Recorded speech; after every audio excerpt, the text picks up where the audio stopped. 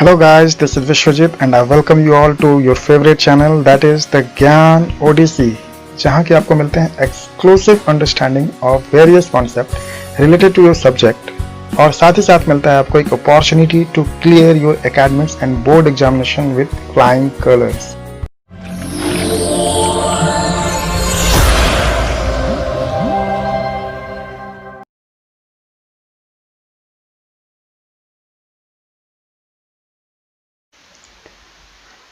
तो आज का हमारा टॉपिक है guys the aristocracy and the new middle class. अब ये क्या चीज़ है? तो एरिस्टोक्रेसी पहले से एग्जिस्ट करती थी और ये न्यू मिडिल क्लास नई सोसाइटी, एक न्यू सोशल क्लास इमर्ज होती है कब? इंडस्ट्रियल रिवॉल्यूशन के टाइम पर।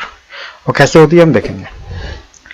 चलिए, तो मैं टॉपिक स्टार्ट करने से पहले ये कहना चाहूँगा कि आपने अगर मेरे पहले के वीडियोज नहीं देखे हैं तो आई डोंट थिंक कि आपके माइंड में एक क्लियर फ्लो चार्ट बनेगा सीक्वेंसेस का, जिससे कि आप इजीली चीज़ों को याद रख पाएंगे। सो आई वुड रिक्वेस्ट कि आप पहले जाकर के मेरे पिछले वीडियोस देखिए इसके पिछले टॉपिक्स के ऊपर, और इसके बाद ही आप जो है क्लियर कॉन्सेप्ट बना पाएंगे, जिससे कि आप आगे के टॉपिक्स को रिलेट कर पाएंगे और एक फ्लो चार्ट के हिसाब से आप सिक्वेंशियल ऑर्डर में चल पाएंगे। चलिए, बिना डिले किए हम लोग आज का वीडियो स्टार्ट करते हैं। Socially and politically a landed aristocracy was the dominant class on the continent. ये कॉन्टिनेंट की बात हो रही है, मतलब ये यूरोप की बात हो रही है। It is talking about Europe. तो सोशली यानी सामाजिक तौर पे और पॉलिटिकली ऑल्सो यानी राजनीतिक तौर पर भी जो वहां की एक लैंडेड एरिस्टोक्रेसी थी वो थी डोमिनेंट क्लास। मतलब लैंडेड एरिस्टोक्रेसी यानी वैसी एरिस्टोक्रेसी जो कि बेसिकली लैंडेड होती थी, मतलब इनके पास वास्ट स्ट्रेच ऑफ लैंड हुआ करता था, बहुत बड़ा लैंड ये लोग ओन करते थे और ये लोग रिचर सेक्शन थे सोसाइटी के। ठीक है, तो दो सेक्शन में डिवाइडेड था। किंग तो था ही, किंग तो एक था ही, साथ ही साथ एरिस्टोक्रेसी जो कि रिचर सेक्शन होती थी, रिच सेक्शन, और दूसरा होता था पुअर सेक्शन। अब यहां इंडस्ट्रियल रिवॉल्यूशन आने के कारण एक बीच में एक और सेक्शन आ जाता है, वो होता है मिडिल क्लास। मिडिल क्लास में भी दो पार्ट में इसको हम डिवाइड कर सकते हैं। एक होता है आपका एजुकेटेड मिडिल क्लास और दूसरा होता है आपका वर्किंग क्लास पॉपुलेशन। चलिए आगे देखते हैं तो और समझ में आएगा आपको। The members of this class were united by a common way of life that cut across regional divisions। यानी अगर पूरे यूरोप की हम बात करेंगे तो यूरोप में जितने भी अंपायर थे उसमें जो एरिस्टोक्रेसी थी उनकी पॉपुलेशन बहुत कम थी, हार्डली 2 to 5% हुआ करता होगा इनका पॉपुलेशन। बट ये सारे यूरोपियन जो भी एरिस्टोक्रेट्स होते थे, एक किंगडम में हो या दूसरे किंगडम में हो या एक अंपायर में हो या दूसरे अंपायर में, ये लोगों के बीच में बहुत सारे कनेक्शंस होते थे आपस में। कैसे, वो भी देखेंगे हम। They own state in the countryside and also town houses. जैसे अभी के लोग जो है फार्म हाउस बनाते हैं और शहर में रहते हैं, वैसे उस समय ये लोग गांव में भी रहते थे, क्योंकि इनका ज़्यादातर बिजनेस जो है, बिजनेस एक्टिविटी वो इनका ये था, फार्मिंग था। तो फार्मिंग ये खुद नहीं करते थे, ये तो पिजन सर्फ इन लोगों से करवाते थे। सर्फ क्या होता है आप हमारे पिछले वीडियोस देखेंगे तो आपको समझ में आ जाएगा। तो ये सर्फ से करवाते थे वो सारे खेती वगैरह। कहाँ पर? ये ईस्टर्न और सेंट्रल यूरोप की बात हो रही है, बट वेस्टर्न साइड में बिल्कुल डिफरेंट था। They spoke French for the purpose of diplomacy and in high society. मतलब इनका जो डिप्लोमेसी चलता था, डिप्लोमेसी मतलब होता है कि दो रीजन के लोग, यानी कि दो डिफरेंट अंपायर या किंगडम के लोग आपस में जो रिलेशन बनाते हैं, जैसे कि इंडिया की डिप्लोमेसी होती है अदर कंट्रीज के साथ। तो डिप्लोमेटिक रिलेशन मतलब कि कूटनीतिक रिलेशन, एक कंट्री के दूसरे कंट्री के साथ जो रिलेशन होते हैं उसमें ये लोग जो बातचीत करते हैं वो ज्यादातर फ्रेंच में करते थे। क्यों? मैं थोड़ा सा एक बता देना चाहूंगा कि जैसे कि इंडियंस के लिए थोड़ा सा इंग्लिश जो एक एलिट लैंग्वेज हो जाता है। I don't know why English को क्यों इतना प्रेफर करते हैं उसको एलिट लैंग्वेज मानते हैं। और वैसे ही यूरोपियन कंट्रीज में फ्रेंच को एलिट लैंग्वेज माना जाता है कि अगर आपको फ्रेंच आता है it means you know the elite language of that region. ठीक है, तो ये लोग डिप्लोमेसी के लिए फ्रेंच का यूज करते थे हाई सोसाइटी में। तो यहां पर एक स्टेटस की बात होती थी जब आप फ्रेंच बोलते थे। तो their families were often connected by the ties of marriage.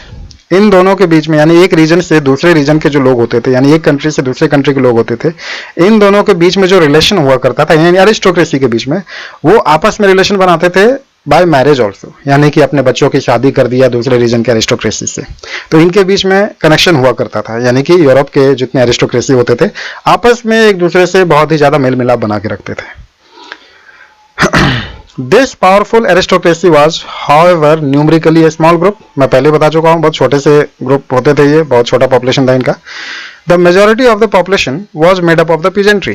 ज्यादातर पॉपुलेशन क्या थी, करीबन 90-95% के करीबन जो है पीजेंट्स हुआ करते थे, या फिर जो कि फार्मिंग एक्टिविटीज से जुड़े हुए थे और पुअर क्लास थे, ये poor section of the society हुआ करती थी। अब देखो यहाँ पर क्या है कि यूरोप, अगर मान लो ये पूरा यूरोप है, तो यूरोप 3 पार्ट में बांटा गया था, मैंने पहले भी पिछले वीडियोज में बताया है। अगर उसको हम बांटते हैं 3 पार्ट में, तो वेस्टर्न हो गया, ये वेस्टर्न, ये आपका हो गया सेंट्रल, और ये हो गया आपका ईस्टर्न यूरोप।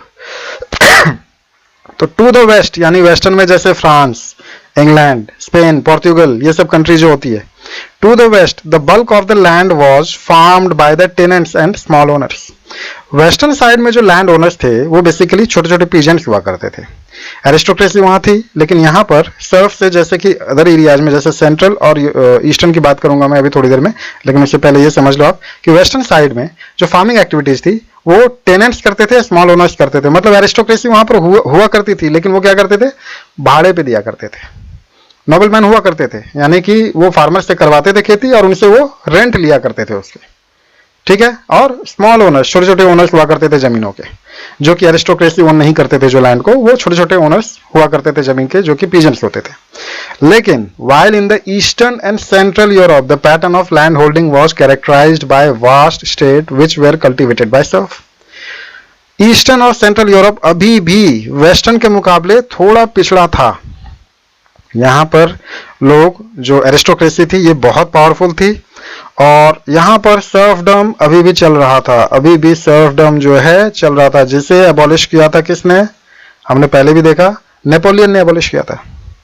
सर्फडम अभी भी चल रहा था। यहाँ पर स्लेव्स के थ्रू जो है खेती करवाई जाती थी, इन्हीं सर्फ्स के थ्रू जो है खेती करवाई जाती थी।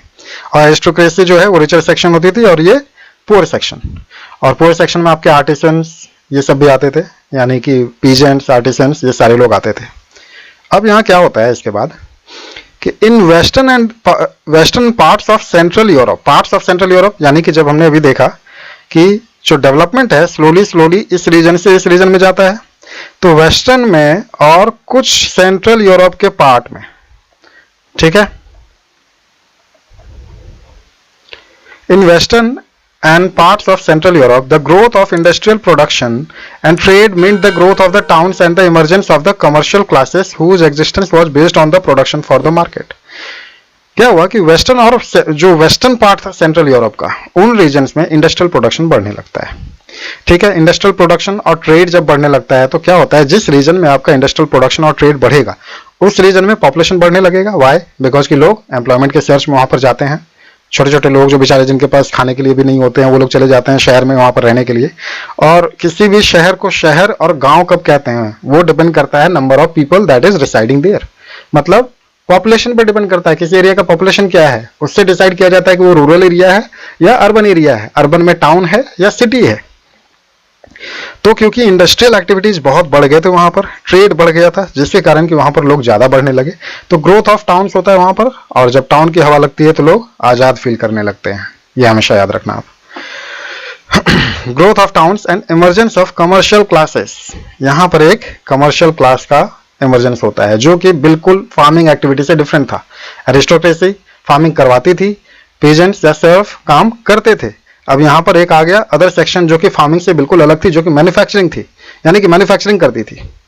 वहां पर इमरजेंस होता है कमर्शियल क्लास का, whose existence was based on the production for the market. अब ये मार्केट के लिए प्रोड्यूस करते थे, चीजों को मैन्युफैक्चर करते थे, जो इसके ओनर होते थे उस इंडस्ट्रीज के, उस ट्रेड के। Industrialisation began in England in second half of the 18th century, यानी कि 1750 के बाद इंग्लैंड में इंडस्ट्रियल रिवॉल्यूशन स्टार्ट हो चुका रहता है। यानी सबसे पहले इंडस्ट्रियल रिवॉल्यूशन कहां आता है, तो इंग्लैंड में इंडस्ट्रियल रिवॉल्यूशन। लेकिन अगर हम रेस्ट ऑफ द यूरोप की बात करें तो वहां 1800 के बाद आता है। Rest of the Europe, rest of Europe वहां पर आता है 1800 के बाद। But in France and the parts of the German state it occurred only during the 19th century. आप देखोगे मैप में तो आपको जर्मन स्टेट की जब बात करेंगे तो जर्मन स्टेट सेंट्रल यूरोप में आ जाता है। सो ये 19th सेंचुरी में स्टार्ट होता है। फ्रांस में भी जो है आपका 19th सेंचुरी में ही स्टार्ट होता है।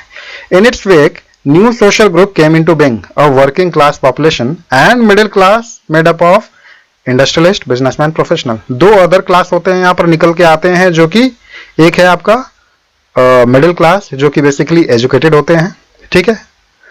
मिडिल क्लास यानी कि एजुकेटेड मिडिल क्लास, इसको हम एजुकेटेड मिडिल क्लास भी कह सकते हैं, एजुकेटेड मिडिल क्लास। और दूसरा ग्रुप जो इमर्ज होकर आता है वो आता है वर्किंग क्लास, जो कि इनके अंडर में काम करते थे, इनके फैक्ट्रीज में काम करते थे, वर्कर्स वगैरह।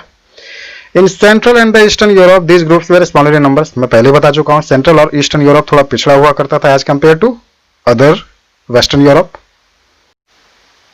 क्योंकि सेंट्रल और ईस्टर्न यूरोप में जो प्रोडक्शन था या फिर इंडस्ट्रियल रिवॉल्यूशन था वो लेट आता है, क्योंकि हमने पहले ही देख लिया है कि धीरे धीरे स्लोली वेस्ट से ईस्ट की तरफ जो है डेवलपमेंट बाद में होगा, पहले वेस्ट में होता है फिर बाद में होता है ईस्ट में। तो सेंट्रल और ईस्टर्न यूरोप जो था वहां पर इनका नंबर्स काफी कम था, क्योंकि वहां पर स्लो डेवलपमेंट हो रहा था, वहां पर स्लो इंडस्ट्रियल रिवॉल्यूशन आ रहा था, कुछ कुछ जगह पे कुछ कुछ पॉकेट्स में ही सिर्फ इंडस्ट्रियल डेवलपमेंट हो रहे थे। तो smaller in number till late 19th century, 19th century के एंड तक वहां पर आपको जो है इनका नंबर काफी कम था, यानी कि 20th सेंचुरी आने के बाद ही वहां पर इंडस्ट्रियल रिवॉल्यूशन ने अपनी स्पीड पकड़ी, ठीक है। काफी कम हुआ करता था सेंट्रल और ईस्टर्न यूरोप में इनका numbers. It was among the educated liberal middle classes. यहां की जब बात करेंगे, ये basically educated liberal middle class जो है, लिबरलिज्म का मीनिंग क्या होता है हम लोग देखेंगे आगे के टॉपिक में। It was among the educated liberal middle class that the idea of national unity. मैं पहले भी आपको बता चुका हूं, मेरे शायद पहले ही वीडियो मैंने ये चीज डिस्कस भी किया है कि ये जो आइडिया है, यानी कि लिबरल मिडिल क्लासेस जो है, इन्होंने ये आइडिया को, नेशनल यूनिटी के आइडिया को ज्यादा पॉपुलर बनाया, इन लोगों में ज्यादा इमर्ज होता है इसका। अब इसका रीजन क्या था वो मैं बताऊंगा आगे, क्योंकि सब कुछ मैं एक ही वीडियो में नहीं बताना चाहूंगा, नहीं तो वीडियो लंबा हो जाएगा। Idea of national unity following the abolition of the aristocratic privileges gain popularity. यानी एरिस्टोक्रेसी को जो प्रिविलेजेस मिलते थे on the basis of their birth, उनके खिलाफ था ये एजुकेटेड लिबरल मिडिल क्लास। और नेशनल यूनिटी और नेशनलिज्म का जो आइडिया है, इनके बीच में बहुत ज्यादा पॉपुलैरिटी गेन करता है, और ये पूरे यूरोप में इसको फैलाने का काम करते हैं। आप देखेंगे आगे के टॉपिक में कैसे कि इनका क्या एक्टिविटीज होता है जो कि इजीली आपको नेशनलिज्म को स्प्रेड करता है पूरे यूरोप में। सो आज का ये टॉपिक यहीं पर मैं ख़त्म करता हूँ, और उम्मीद करता हूँ कि आपको मेरे वीडियोस पसंद आ रहे हैं, मेरे पढ़ाने के तरीके पसंद आ रहे हैं, और आपसे ये भी उम्मीद करूँगा कि आप हमेशा अपना लाइक, शेयर और सब्सक्राइब का बटन दबाते रहिए, ताकि मैं भी एनकरेज होकर के आपके लिए और भी वीडियोज लाता रहूँ। सो जैसा कि हर बार मैं कहता हूँ, be curious and thank you, bye bye.